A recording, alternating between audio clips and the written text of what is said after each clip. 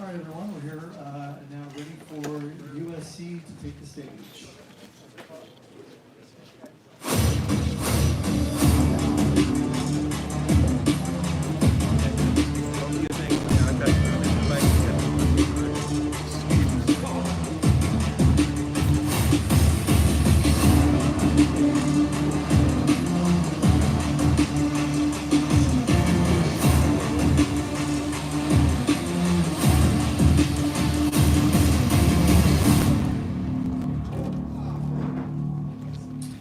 Welcome Coach Riley to the stage here.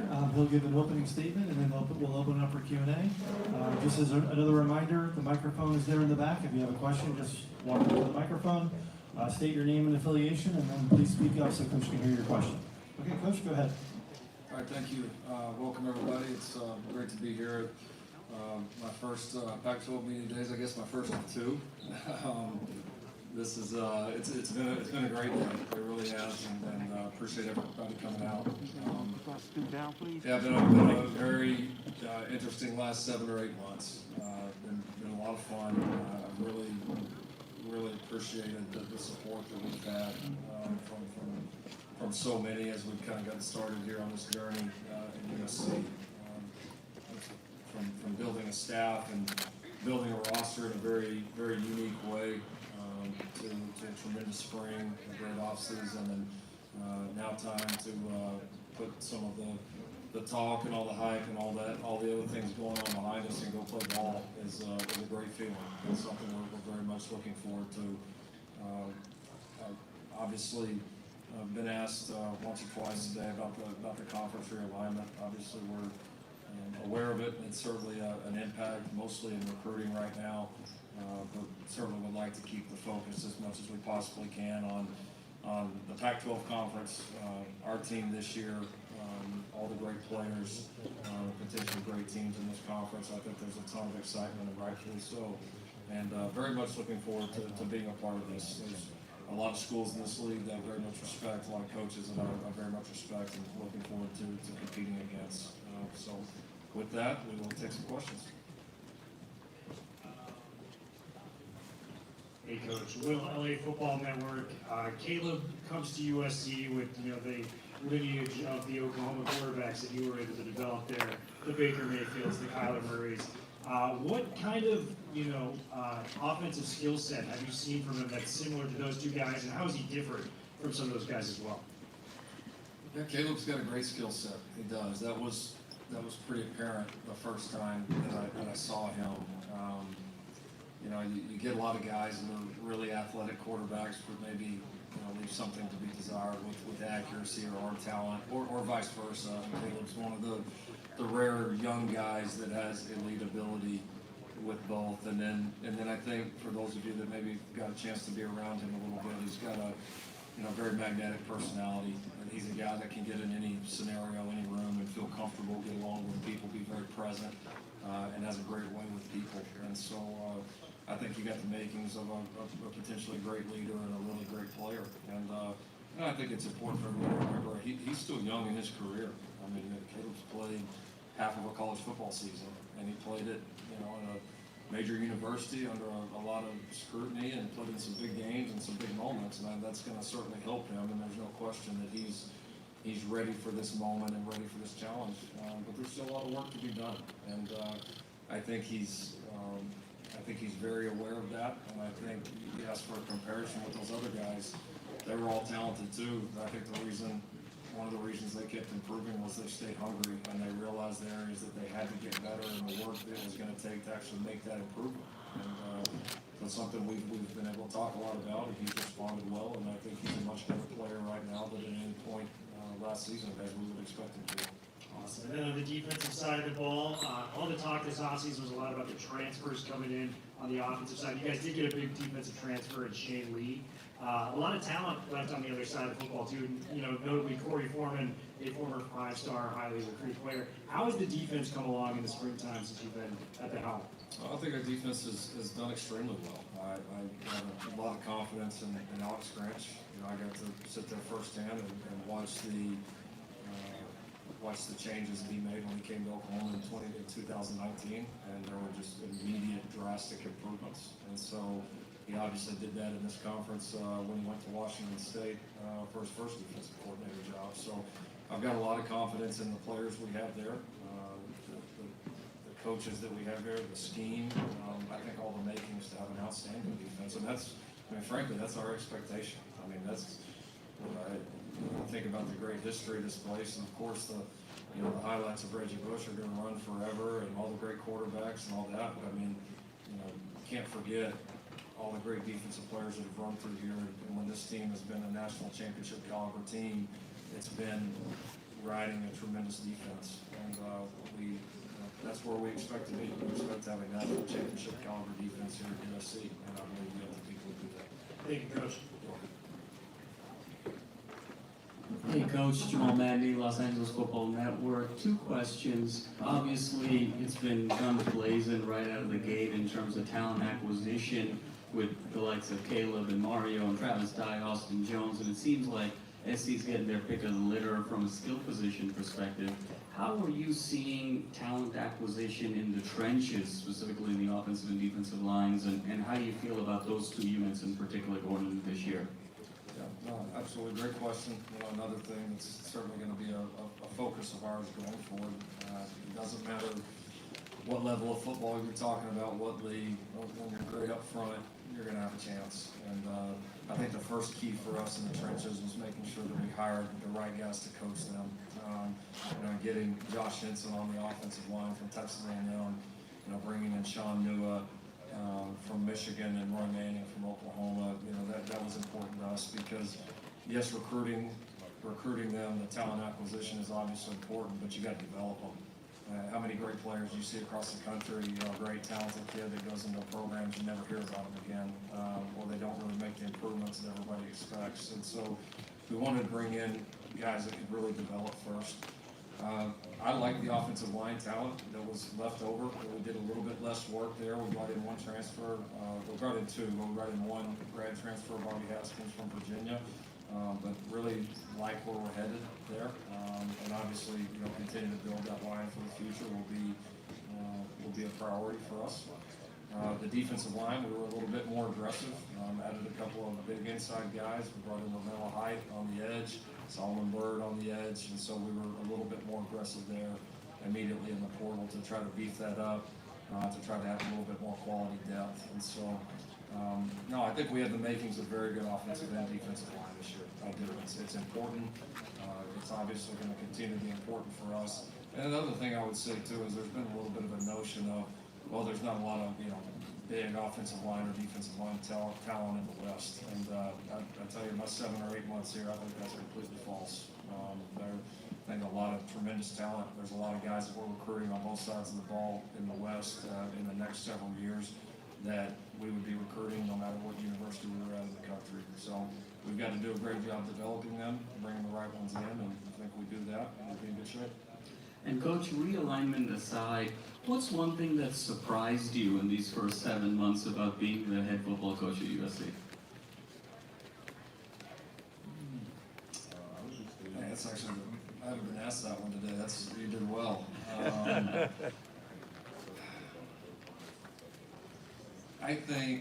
I would say how involved and how passionate our former players are. I mean, we had former greats and at every single spring practice. You guys want to be involved. They take so much pride in this program, and rightfully so. They are a part of some of the greatest runs that this game has ever seen at any university. And so to see how open they've been for us, how involved they want to be, has been a great thing. I guess when you haven't been somewhere, you hope it'll be like that. But it was just day after day after day after day. We're talking some absolute giants in our game. So that's there's been a lot of great things here, but that one definitely stands out for me. Well, thanks so much, Coach. Hey, Coach, Bill Plaschke, Los Angeles Times. The buzz this offseason has been overwhelming. The expectations are through the roof. It's almost CFP or bust for this team this year. Is that too much? Do you embrace those expectations? are they fair? Not my place to say whether they're fair or not. Like I said in my opening press conference, I mean, before even one of these players had come in, I mean, you don't come to USC and you don't come to Los Angeles to do things small.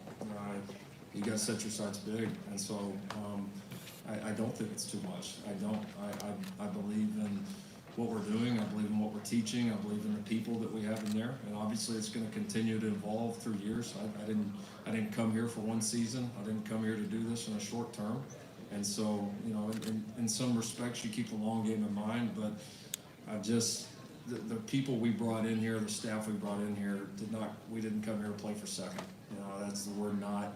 We are not wired that way. We came here competitively to win championships, to win them now, and to win them for a long time, and that will always be our expectation. What is your expectation for this year?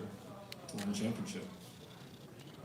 Do you feel the pressure, is there any undue pressure on all your young players because of this atmosphere, this over these high expectations? Are you concerned about the pressure on your team? No, because I think, I get asked that a lot, like when I became a head coach at a prominent university when I was 33 years old. And the reality is, if there's no pressure, then you probably don't have the same opportunities as others do.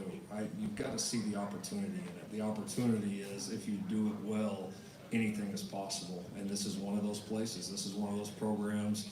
And frankly, this is one of those cities that if you do it well here, the sky's the absolute limit. I believe it's there for our football team. So we'll choose to focus on the opportunities and doing everything we can to take advantage of it. Last question. It seems like you're not going to get a honeymoon. Do you feel like you've already had your honeymoon, that the pressure's on you right away to win right away? Nobody's going to cut you any slack? As a head coach, I don't know what a honeymoon looks like. I didn't get one at the first place, and I don't expect to have one here. My expectations are extremely high, and I mean, again, this is a go for it kind of place, and that's I would reiterate again, we didn't come here to play for second. Thank you. Ryan Carchi, LA Times. Lincoln, there were allegations levied back in May that USC had tampered with receiver Jordan Addison. We haven't talked to you since then. Just wondering, just your reaction to those allegations, and could you clarify just in general how you guys went about securing the commitment from Jordan? Yeah, I mean, we've worked hard through our careers as coaches, my career as a coach, to do things with integrity.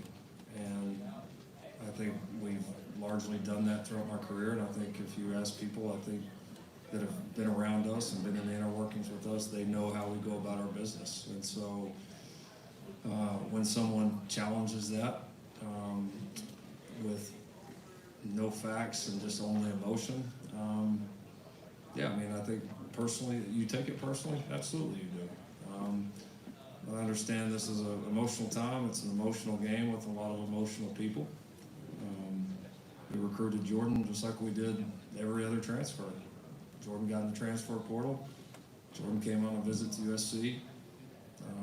Despite all the negative things that were put out magically by somebody, he's a kid that's all about ball. All he wanted to do on his entire official visit was talk ball. He literally missed like several of the meals and other things, entertainment that we had scheduled just so we could watch more film and talk more ball. That's all he's about. And I think he's been really, really misrepresented throughout this whole thing. And hopefully as this year goes on, people will get to see the quality of young man that he is. So he's done a great job for us so far. He's been a great member of this team and seems extremely happy to be in LA and playing for USC. There was a report about a phone call or phone calls between you and Pat Narduzzi. Did you have contact with him just about those allegations? Yeah, I would never talk about a call between me and another coach, never, whether it did or didn't happen. That's not ever something I would discuss. And with Jordan, what does he bring to this offense maybe that you even didn't necessarily have before, or what does he add, I guess, specifically? Well, he's a proven playmaker, and he's a guy that's proven that he wants to step out and continue to improve himself as a player, and that's what you're looking for is explosiveness, a guy that he wants to win, he wants to be a part of this place, and that combination is a great combination. It obviously gives our quarterbacks another weapon. I think somebody that's going to be very, very difficult to cover one-on-one. And, you know, we've had a pretty good history within the scheme of taking, you know, talented receivers and developing them and using them in creative ways that have given some people problems. And so he's a tremendous addition to this team, to the program, and very, very thrilled to have him with us. Thanks again. Hey Lincoln, RJ Abadia, USCFootball.com. During the spring, you were pretty candid about the fact that you felt that NIL did not have a place in recruiting, in terms of recruiting high school players. Over the past few months, have you seen it directly impact recruitments that you've been involved in? Obviously, knowing you can't name names, but wins or losses, has it been the factor that you maybe feared or thought it would be? Absolutely, it has been. I mean, I think we all predicted it pretty quickly as soon as they instituted NIL with not much legislation around it. And I mean, there's a lot of factors right now. I mean, you know, number one, when I took this job, NIL obviously had already started, and everybody knew it was going to be a part of college football going forward, building rosters going forward. It's going to be a factor, and I certainly recognize the opportunities that existed in LA, and specifically with USC, and felt like there was no school more positioned to capitalize off NIL than us. And so I still, now that I'm boots on the ground, I believe that even more. It's probably even more substantial than what I thought it could be. As it's evolved, I think what we've seen is, as a lot of coaches have said, we have rules that are not being enforced, and one of two things is going to happen. We're either going to start enforcing the rules that are there, or we're going to create new rules. I don't know which one is going to happen. I can't predict that. One of the two will happen and needs to happen. And when it does, the thing I like about our position is, you know, if collectives and donor-based funding and all that becomes part of the future and the norm, I'm very confident in the people that we have, the resources that we have, that USC will be in prime position. And if it doesn't, and it becomes more traditional, you know, marketing and endorsement deals, you know, would you rather be anywhere than sitting right here in the middle of Southern California and Los Angeles? And so, whichever way that it evolves, we're going to be ready. We feel like we're going to be positioned very well, and I hope that it does evolve soon, whichever direction it's going to go, so that we can kind of set our sights forward and everybody can move on. Thank you. Lincoln, Adam Grossbauer from the Orange County Register. You mentioned already the impact you felt from the Big Ten move on recruiting. What have conversations been like with recruits about that news? Yeah, they're exciting because I think there's some obvious benefits, you know, right off the top. I mean, you know, playing in some of the biggest and most influential media markets, not only in the country, but some in the world. You're talking about one thing that I don't feel like's been discussed that much is that forever and ever, one of the most watched, impactful games in college football has been the Rose Bowl. And you think about some of the epic matchups that have happened in the Rose Bowl, and now you're going to have several of those happening each year, albeit in different venues. I think it's going to create some very, very cool and intriguing matchups that'll grab attention all over the country. The financial impact is significant.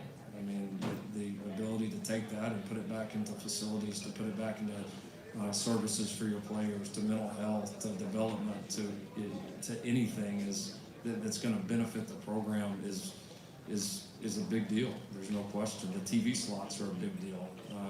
It opens up. I mean, I think USC's always been a national brand, but it opens up a recruiting base in a way that's maybe different than ever before in the school's history. And so there's a lot exciting about it. And so the conversations have been fun. It's certainly been impactful, and I'm glad that our people have been on the forefront. With college football, you're not only trying to build next year's roster, but the roster after and the one after that at the same time. Does this news change the type of players that you're looking for in terms of competing against, say, Big Ten offenses? Sure, it absolutely does, especially as you start thinking towards the future. Because I mean, you look at it from two perspectives. Number one is, what do we believe the best version of USC football is, and what are our ideal players, and we think best fit our schemes, the systems, and all of that. And then also you look at it relative to the competition and the people that you're going to play year in and year out. So no, those are conversations that we've started having immediately, and I don't know that I want to lay out exactly our thoughts on it, but will it change? 100%. Thank you. You're welcome. Coach, good to see you. Greg Moore, Arizona Republic, USA Today Network, based in Phoenix. I'm asking you about one of your former players. I'm curious what you can tell us about Kyler Murray's work ethic and whether that would ever be a concern. Yeah, it was a concern. It was a big concern. I was really concerned when I had him at OU that he was going to burn himself out. I don't know if as a coach you worry too much about a guy working too hard, but he pushes the limits of it. I spent a lot of time with the guy. We're very close. We talk a lot. We talk all the time still to this day. Kyler Murray loves football. Kyler Murray loves to compete. He loves to win, and every professional athlete wants to win. Not many like him, and for him to do what he's done in his career, and to think he hasn't prepared. I thought he said it well when he talked to the press the other day, and that's not him. That's not normally his MO, to talk about himself or to do that. But I thought he hit the nail right on the head, and I'm glad he did it. I don't know why the clause was in there. I'm not in there in the inner workings, but I haven't had 3 years with him every single day for 3 years. I never worried about him and the amount of preparation he was putting into getting ready to play. In fact, I never worried about him when he was the backup quarterback. I never worried about him when he was playing another sport. The guy he's phenomenal, and so no, his work ethic, that's one thing I will never question. The statement surprised me as a guy who's been around him a little bit. How did you respond to it? Did he talk to you before he did that? Were you surprised to see it? Was this something that you have seen him evolve into? What were your reactions? Sorry, could you say it one more time? Sure, no problem. The statement, right? Yeah. He's a taciturn dude, right? He doesn't talk a whole lot. He just says what he's got to say and he gets out of there. This was not that. Did it surprise you to see him go there? It didn't. In some ways, yes. Some ways, no. It didn't surprise me because I know how personal he takes winning. I mean, he's the guy as a leader. You got to almost pull him off of the other guys sometimes. I mean, he's a fierce leader and a fierce competitor, and he puts so much into the game. It did surprise me because, like you said, it's not his MO. He's not a me guy. He's not a. I mean, even like I called him the morning. I was driving. Like I FaceTimed him the day he signed his contract. And like he doesn't even want to talk about all he wants to talk about is the team next year and how they're going to win, and like he's all ball, and that really he has a singular focus. And so for him to go do that, it was something that really bothered me. But I'm glad he did it, and I thought it showed guts. I thought it showed maturity, and I'm glad he fired back. He had every right to do so. Last one, Coach. Hollywood Brown's there now too. First thing he talked about when he showed up was how he and Kyler played together on the scout team and how much pride they took in busting up the first teamers. Can you tell me some stories from those days, or what are your memories of those two together at that time in their careers? That's a pretty good scout team. They may have ruined our defense's psyche. Yeah, those guys are pretty good. They both love ball, and they did, whether it's playing in the NFL on the same team or playing on a scout team, just getting somebody else ready to play when they both weren't eligible. So, no, they both love ball. I can't wait to see them play again together, because the one year they got on the field together, they were so in sync. And I know there's a ton of confidence that's already laid there. Thank you. Time for one more. How's it going?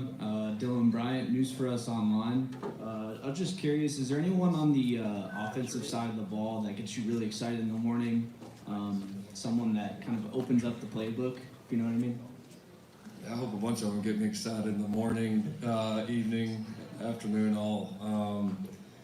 Yeah, I think we have some really intriguing skill sets. You know, I'm really excited about our backs. You know, I mean, both Travis Guy and Austin Jones are proven guys at this level that are both really they're pros in the way they go about their business, and they both have great experience.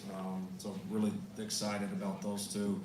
You know, the receiving core, obviously, we've made a lot of additions and a lot of changes too. But then it's so many of those guys. I mean, obviously Jordan and Mario have been talked about quite a bit, and deservedly so. But excited about Terrell Bynum, Brennan Rice, Taj Washington, Gary Bryant. I mean, I think that's a really intriguing group. So yeah, we've got some really neat skill positions. We do. We've got some guys I think that can really stretch the field and can make a lot of plays and give us some versatility. So I think there'll be a lot of competitions, you know, within our own locker room, and it will be really interesting to see how we evolve as an offense.